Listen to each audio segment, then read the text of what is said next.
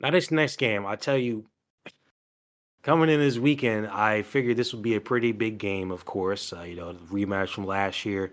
I did not think for 1 second that we'd be talking about Cowboys Lions dedicating the whole video to basically a murder that we watched on live television this past weekend.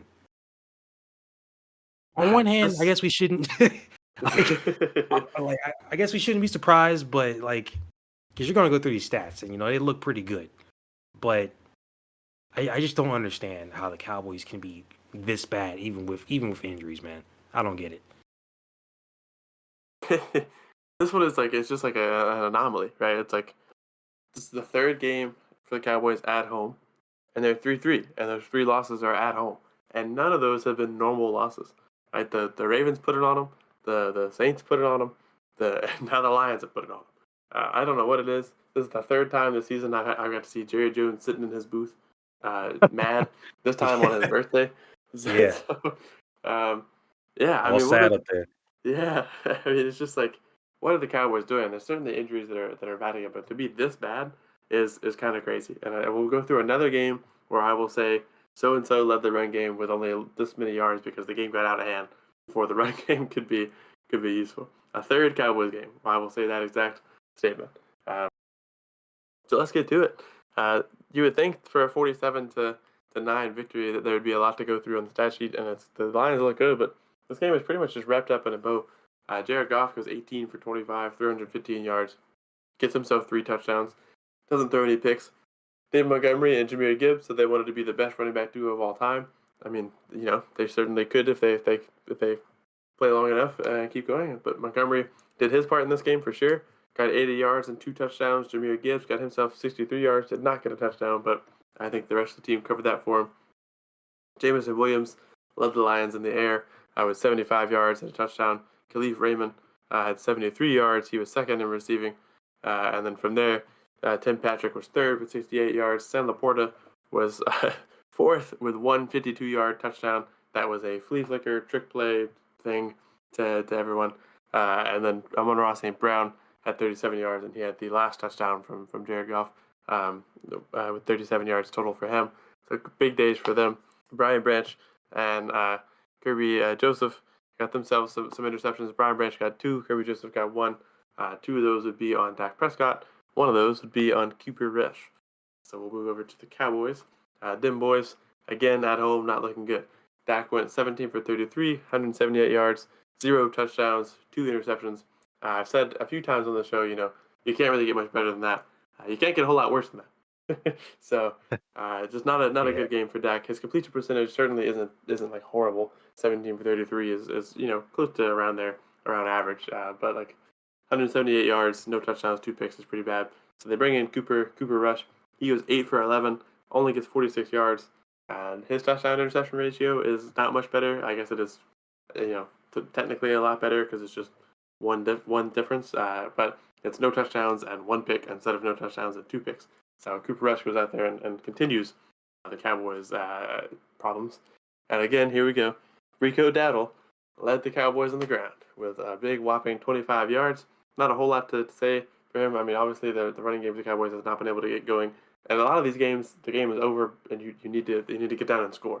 And the opportunity for the running back to take control isn't really there unless you have a guy like a Derrick Henry, or maybe even like a current Chargers J.K. Dobbins, who can just like get the offense moving, get the team rolling. James Cook, can do that for the Bills sometimes. Rico Dowdle, the current Ezekiel Elliott, not really those kind of guys, right? When the game's falling apart, you're not gonna go, okay, Rico, you got to get down to the end zone. It's just not gonna work. The team is just not organized in a way to where the running back can be that successful, and these guys just haven't been able to get that going for themselves yet. CeeDee Lamb led the team in the air with 89 yards. Not a whole lot else going on for the Cowboys in the air. Nobody scores a touchdown because there were still Cowboys touchdowns. Other notable people, Jalen Tolbert, 43 yards. Rico Dowdle had 30 yards in the air, so 55 yards altogether for him. Not a bad game for Dowdle, but otherwise not a whole lot going on for the Cowboys. And then Kevontae Turpin and Ryan Flournoy both fumbled. Those would be recovered by the Lions. This game got straight to it. I mean, the Lions didn't waste any time. Cowboys started with the one thing they would do all game, field goal. and then allowed a touchdown, Yeah. which is the second thing they would do most of that game, and then they threw a pick, which is the third thing that they would do most in that game. So in the first three drives of this game, you can kind of get a sense of this is where the game is going. Cowboys get a field goal, then they allow a touchdown, and then they throw a pick, and then they allow a field goal, and then they punt, and then it just keeps steamrolling from there. And I mean, by halftime, you're looking at 27-6. And one thing about Dan Campbell, he ain't backing down. So 27 to Nope. 6 turns into 47 to 9 pretty quickly. They stay on them.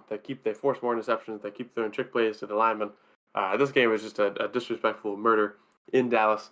Lions go into AT&T Stadium. Plenty of posts all week about how they haven't beaten them in 13 years. Same thing when they played the Seahawks. They haven't beat the Seahawks in forever. They put both of those to bed. Lions moved to 4-1, beat up the Cowboys, put them in a grave, unbury them, beat them up again, and put them in a crematory. This is a crazy one. Unfortunately, I had to watch the Panthers game, which wasn't even a bad game, but at some point it's like I got to see what the Lions are doing right now. So I've seen my fair share of highlights, but this one is the region lock stole this one from me, and I should have used Stream East or other methods of finding football games. But man, this one is crazy. The Lions really just kind of got in on this one and never looked back. And obviously, Dan Campbell's not a kind of coach that's going to look back. Yeah, just to be clear, we would always find perfectly reasonable methods of viewing other football games. But yeah, look, Yes. this kind of what you said earlier when you were saying, they did, scoring field goals, allowing touchdowns and throwing picks, that being all they did all game. Yeah, that's pretty much like I don't need to say anything else if we're gonna be honest here. I mean, you went through everything that happened and that's been happening with this Cowboys team all season. Believe it or not, they actually outran the Steelers last week, which Yeah. again, the Steelers have not had an offense in like 5 years. So I mean that's kind of whatever. Um but yeah, this is just another game of the same nonsense with Dallas. And people can bring up the injuries. Look, I understand having Micah Parsons out. You can't, Micah Parsons being out, D-Law being out, you're not getting after the quarterback with, even a pretty great offensive line, in Detroit. Still can't get after the quarterback, especially with those guys out. Eric Kendricks also out. And on the back end, Deron Bland's out. So, you just got Trayvon Diggs out there. And there was that one play. I can't remember who scored on them on that one. There's too many scores in this game. But there was that one long touchdown that was right off of Trayvon Diggs. And he was probably not happy because he's like, what in the heck is going on? I have no help out here. I mean, all around, like, I don't want to put the entire game on Dak because it wasn't. I mean, he didn't allow 50 points. But Dak obviously was not great in this game. I mean, the one time the Cowboys had a chance in this one was when they went down on that second drive. He threw that first pick. He was trying to get to CD in the back of the end zone. CD's coming around. Gets picked off by Branch. And from there, I mean, it was a whooping. Like, it was embarrassing. Defense offered no resistance. And, I guess I should at least be happy. If you're a Cowboy fan, you didn't allow 200 yards rushing. You only allowed 184. Okay, so congratulations. And it wasn't just one guy running up and down you. Like had been Derrick Henry or Alvin Kamara. It took two guys to get to almost 200, but that's about all you can be happy with there. I mean, it still didn't really matter when you only had 53 yourself. Once again, your run game for most of the season has been non-existent. Offensive line clearly is not the same as it used to be, player-wise, personnel-wise, but just also just in general, like it's not good. But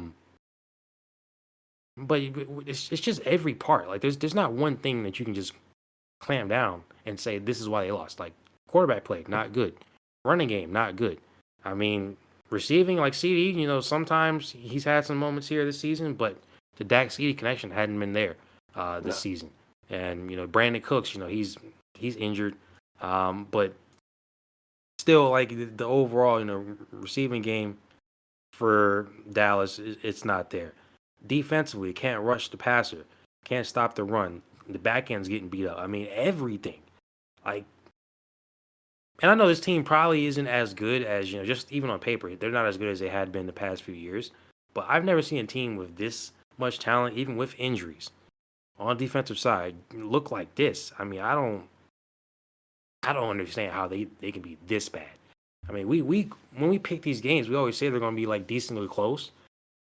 We picked the Lions, but I did not guarantee a doggone 47-9 victory. I wouldn't even call it like 27-9. So I thought the Cowboys could at least score something. Um, So yeah, there's not much else to really say. Um, I guess you can be thankful that they have a bye next week, but then they have the Niners right after that, and the Niners are coming off that win against Seattle. They got Kansas City this week. They're hoping to win that, move to 4-3. I would imagine the Cowboys, get rest, get healthy, but look, these type of games for the Cowboys, they would happen like once or twice a year. The past couple of years, like they would have these one or two snickers, but now you've had it 3 times, and forget the score, the final score for the Ravens game. This has happened 3 times in 6 weeks, all at home, and then you go back to the Packer game at home in the playoffs. What is that? This ain't. I mean, if this is Cowboys football, close the stadium, just relegate yourself to the XFL, call it a day, because I don't think this is what you're paying all these guys for. Yeah, I mean, I don't think I can get much more, critical of the Cowboys than relegate them to the XFL.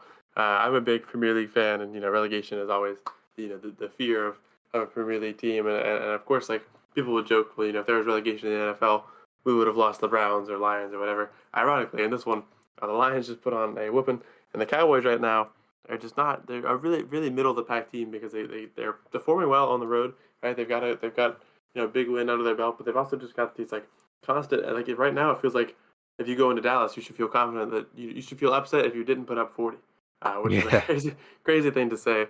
And obviously the Cowboys have some big injuries, but they shouldn't be that impactful. And so yeah, I mean, right now they do look at home a little bit like an XFL team. Dak has not gotten together. CD and Dak cannot seem to come together. Highest paid receiver, highest paid quarterback. Those are going to be big critiques, levied at them all season if they cannot pull it together, and they can't. So right now, obviously the Commanders still lost, and the Eagles did win, and the Giants fought hard against the Bengals, which is we're not going to talk about that game, but it really does look like the Commanders are in control of this division. Maybe the Eagles can heat back up and take it from them, but Terrence and I have talked about the Cowboys and Eagles have a chance to kind of unseat the Commanders if that hot run shakes a little bit. But honestly, I would say pretty firmly that the Commanders are a better team than the Cowboys, and that I would not feel too bad to say that they could lead the division with the Eagles right behind them, or the other way around. Cowboys look like a lock for third, or maybe even fourth, if the Giants keep fighting as hard as they've been fighting. It's a little too far for me, but I would say Cowboys third in this division does not look crazy anymore, and they can't get it together at home. They can't stop the run, and they can't score. So, yeah, relegate them to the XFL. I wouldn't be surprised if we don't see a Cowboys playoff game this year.